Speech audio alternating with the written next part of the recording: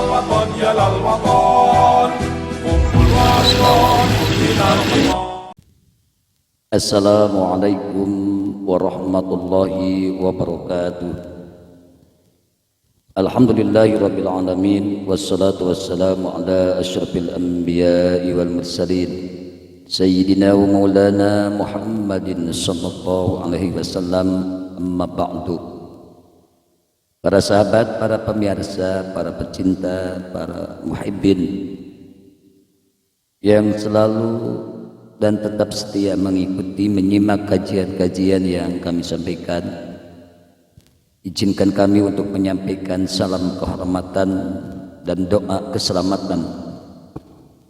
Semoga para sahabat dimanapun berada senantiasa berada dalam lindungan Allah Subhanahu wa Ta'ala, dimudahkan dalam segala urusan, diberkahkan rezekinya, disehatkan dan dipanjangkan umurnya.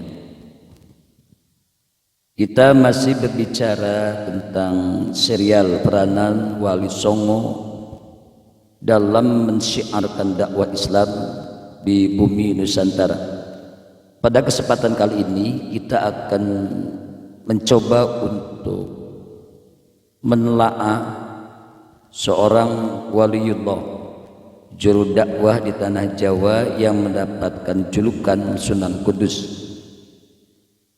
Beliau dikenal dengan nama Ja'far Shadiq atau Ja'far Shadiq atau Raden Undang, yang wafat pada tahun 1550 Masehi.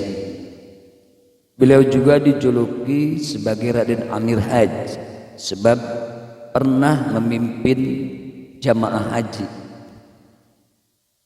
Beliau dikenal sebagai seorang pujangga cerdas yang luas dan mendalam keilmuannya.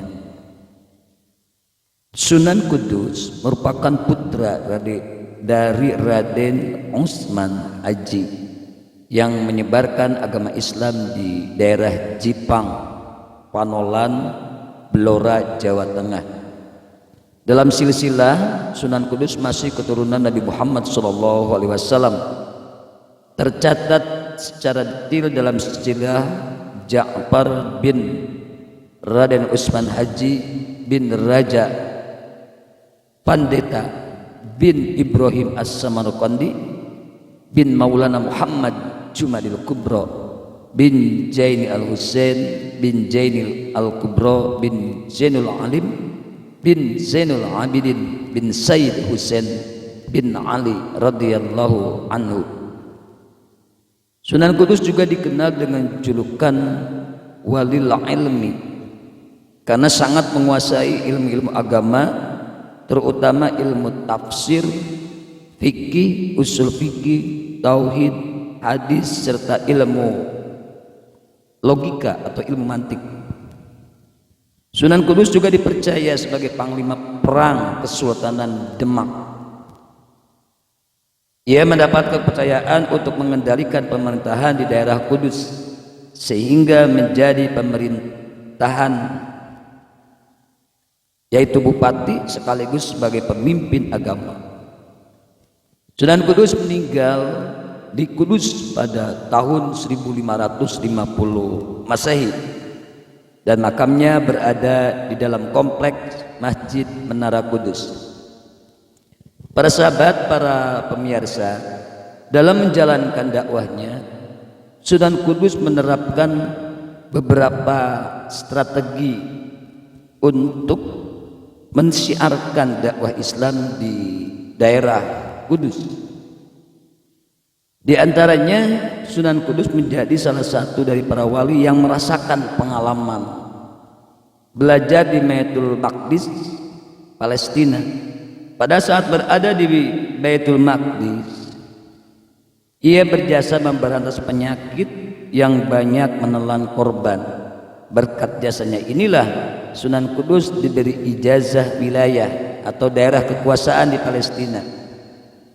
Setelah pulang ke tanah Jawa, beliau mendirikan sebuah masjid di daerah Loran pada tahun 1549. Masjid inilah yang sampai sekarang terkenal dengan nama Masjid Al-Aqsa atau Al-Manar Kemudian Sunan Kudus mengganti nama daerah sekitar masjid menjadi Kudus, yang diambil dari nama sebuah kota di Palestina, yaitu Al-Quds. Dalam menjalankan dakwahnya, Sunan Kudus menggunakan pendekatan budaya. Beliau juga memainkan peran sebagai sosok pujangga yang menciptakan berbagai lagu dan cerita keagamaan. Karyanya yang paling terkenal adalah Gending, Mas Kumambang, dan Mijil. Sunan Kudus merupakan sosok yang sangat menghargai kearifan lokal. Beliau melarang penyembelihan lembu atau sapi bagi masyarakat Muslim di wilayah Kudus. Larangan ini adalah bentuk toleransi terhadap adat istiadat serta watak masyarakat yang sebelumnya masih kuat dengan ajaran Hindunya, di mana dalam ajaran Hindu ada keyakinan bahwa lembu atau sapi termasuk binatang yang dikeramatkan dan disuci.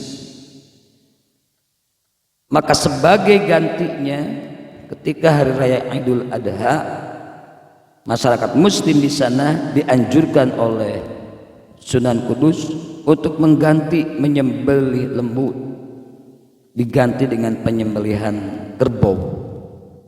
Inilah kunci keberhasilan dakwah Raden Ja'far Shadiq, atau yang lebih dikenal dengan julukan Sunan Kudus, dalam mensyiarkan agama Islam di tengah masyarakat yang masih kuat dan kental pemahaman ataupun budaya-budaya warisan kepercayaan yang dulu, yaitu agama Hindu.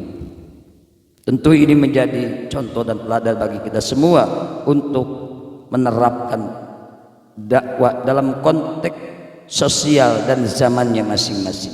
Terima kasih. Wallahu muwaffiq ila aqwamit thariq. Wassalamualaikum warahmatullahi wabarakatuh.